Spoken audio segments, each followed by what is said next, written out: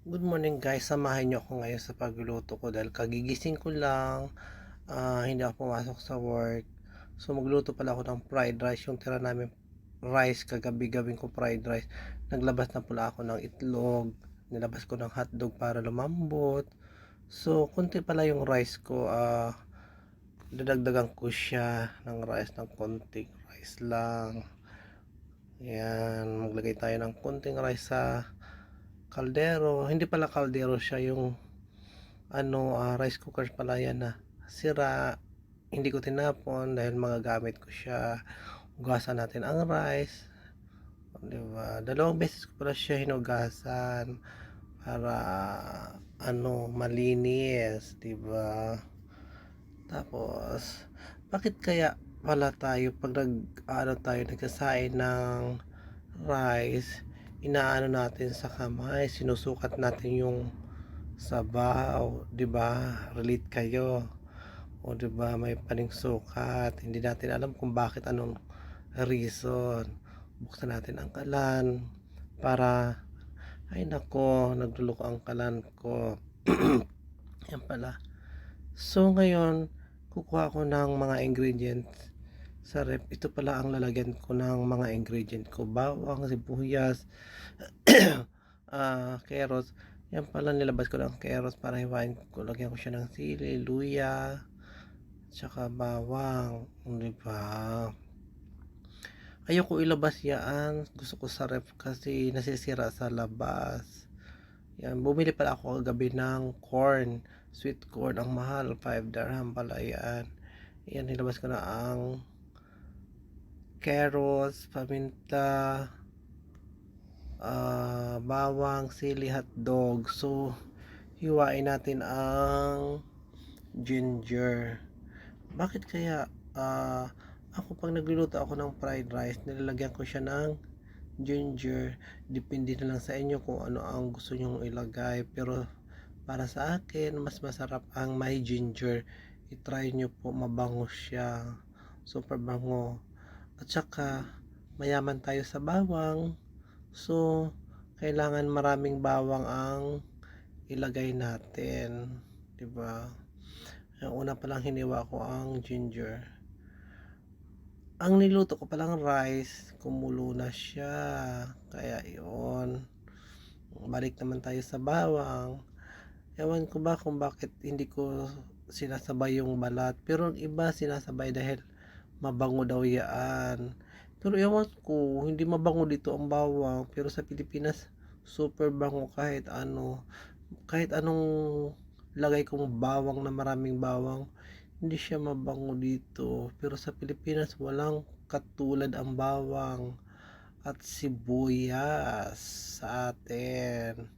Kaya mahal ko ang Pilipinas. Yan, binabalatan ko pala ang carrots. Pero sa iba, hindi na binabalatan. Kasi ang sustansya daw andyan sa balat. Pero ako, pag nagluluto ako, binabalatan ko ang carrots. Si bakla, haggard, 'di ba? Hindi yan pumasok sa trabaho, 'di ba? Yung sinain, bantayan natin baka masunog, yan, dahan-dahan na natin apoy, pero maluluto yan. Yan, dahan-dahan kasi minsan nasunog yung ko. Hindi ako gumagamit pala ng rice cooker. Ayoko gumamit ng rice cooker. Yan, hugasan natin ang carrots bago natin hiwain. Maliliit lang pala ang hiwa ko niyan, yung hindi lang parang pang minudo, charot, minudo. Yan, hiwain mo na bakla ang iyong kamay, sabay mo na, di ba? Ganda. Yan, maliliit lang pala ang hiwa ko niyan. Yan, inubos ko lang yan, marami na pala yan. Sayang naman kung hindi ko gamitin. Although may ako diyan, may mixed vegetable ako, pero ayaw ko gumamit ng mixed vegetable kasi siya, frozen. Ayoko ng frozen gumamit. Mas gusto ko ang fresh na vegetable. Nahiwa ko na pala lahat ang mga ingredient ko. Inaantay ko na lang ang hipon para pangdagdag sa Habang nag-aantay sa hipon, maghugas-hugas tayo para hindi masyadong makalat. hugasan natin ang panghugasan para hindi masyadong maraming hugasan. Tagal ng ano ko order, 1 oras. Diyos ko dahil sabi ko hugas mo na kaya ako. Yan. Na-prepare ko na lahat nga ang ingredient. Wala pa rin ang hipon ko. Kahit ang hotdog, matigas pa rin. May nag-doorbell. Dito na pala siya. Sabi niya, naligaw siya. Napunta daw siya sa kabilang building. Sabi ko, ay nako. Sinisi niya yung babae na Pilipina dahil dun siya tinuro. Sabi ko, hindi mo ba alam, building 1 ako. Napunta siya sa building 2. Sabi ko, sige, salamat. Yan, chinik ko pala kung magkano ang ano ko. 12 dirham. Yan pala, nahiwa ko na hotdog. Ayan ang hipon. Ang hipon pala, binabalatan ko yan. Kasi ayoko ng ano, na may balat kumain. Charot lang. Ikaw nga, gustong gusto mo may balat. Charot. Yan. Binabalatan ko talagang hipon. 10 dirham lang yan. Binili ko. Kasi mas masarap ang kain ka ng kain, walang balat ng balat. 'Di ba? Binabalatan ko siya talaga ng bongga-bongga. Tinatanggal ko siya ng yung itim sa likod. Nililinisan ko talaga siya ng bongga-bongga. Kasi yun ang mapait. Kaya tinatanggal ko. Pa yung parang bitoka. Yan, tinatanggal ko po yun para masarap. Ang iba hindi ko alam bakit hindi tinatanggal. Pero ako talaga tinatanggal ko siya talaga. Yan po na ang ingredient ko. Yan guys, itapon natin sa basurahan para walang basura sa lababo. Tsaka hiwain ko na pala ito na spring onion. Binili ko to 1 dirham lang. Ubusin ko yun, napakarami yan pero gusto ko talaga ang ano niyan, ang bango. Pangpabango talaga yan. Hindi ako gumamit ng onion na bilog. Gusto ko talaga leaves kasi mabangos talaga sa rice sa kahit sinangag. Masarap yan guys. Try nyo po maglagay ng ganyan sa fried rice. Hindi masyadong malaki ang pagkahiwa, konti lang. Yung ano lang, katamtaman lang. Depende sa inyo kung anong gusto nyong ano hiwa, katulad sa paghiwa ng puso nyo. Charot, 'di ba? Nahiwa ko na pala yan lahat. Sabi ko, magpapainit na ako ng kawali. Hiwa pa ng hiwa si bakla. Muntik na ako mahiwa dyan. Yan. Nahiwa ko na po ang lahat. Nakaready na po ang itlog, spring onion, hotdog, carrots, shrimp. Yan. Diba? Daming ingredients. So, buksan na natin ang kalan. Hay, nagluloko pa ang kalan ko. Hay, gigisahin ko lang pala mga ingredient ko ng ano, lagyan ng konting mantika ang kawali. Kunting-kunti lang. O, diba? Ayoko ng maraming mantika. Unahin natin gisahin ang bawang at saka ang ginger. Diba? Pag alam niyo na sunog na yung ano, hindi masyadong sunog, yung golden brown na. Tapos pag nakita niyo na golden brown, sabay niyo na ang hipon. 'Di ba? Kaya unahin natin ang hipon para ano yung lasa. Pag alam niyo na maano na luto na ang hipon, sabay niyo na ang carrot kasi matigas ang carrot. Ano ka, mix ng mix lang, kumbaga mikos ng mikos lang. Sabi nga, ang sikat ngayon, sinasabi, oy pero nagmimikos-mikos ako, pero hugas kamay yan, malinis ang kamay ko. So, luto na pala ang hipon ko. So ilagay ko na ang carrots. Yan. Carrots na kasi matigas ang carrots kasi.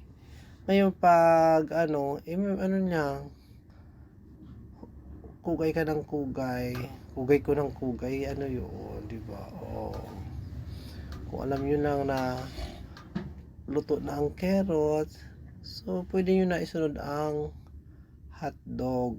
Yan. Yan. Ano, mix ka ng mix lang. So alam nyo na, luto na ang carrots tsaka hipon.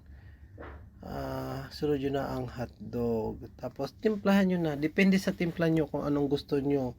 Lagyan ng ano ng lason. Pwede din. Charot lang. O diba? Bongga. Yan. Ang sarap yan.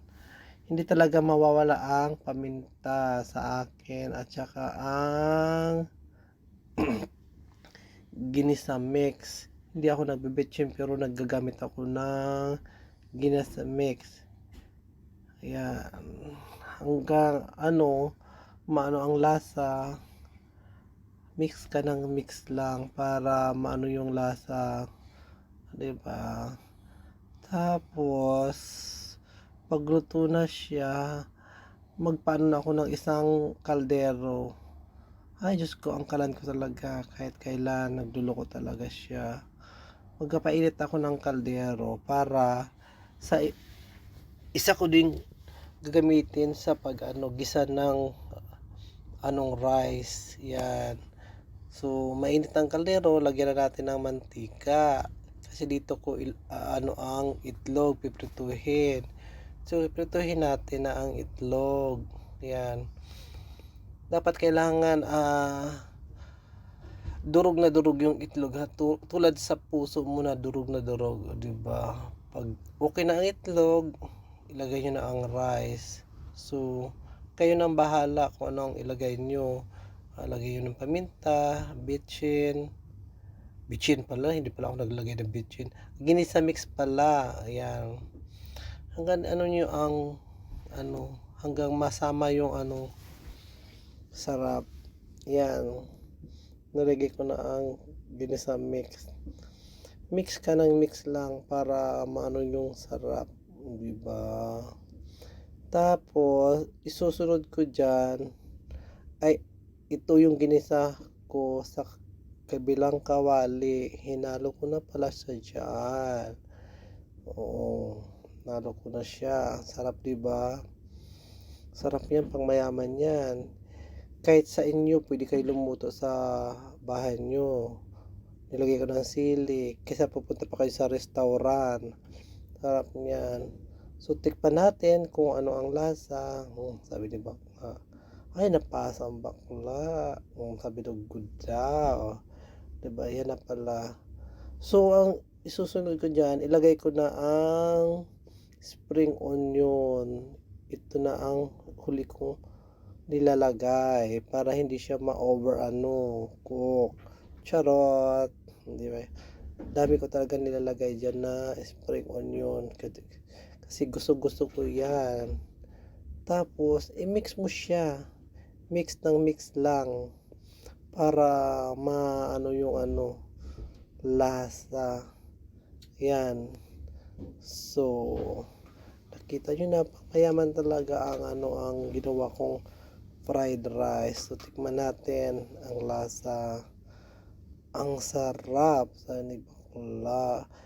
Kaya guys, papalo naman po ako sa Facebook page ko at saka sa YouTube channel. So, pagkatapos nagluto, ang daming hugasan. Yan. Yan na po ang ko. Kaya guys, please follow me for share my video for my YouTube channel. Share, subscribe. Yun lang po guys. God bless you. Lahat po. Bye.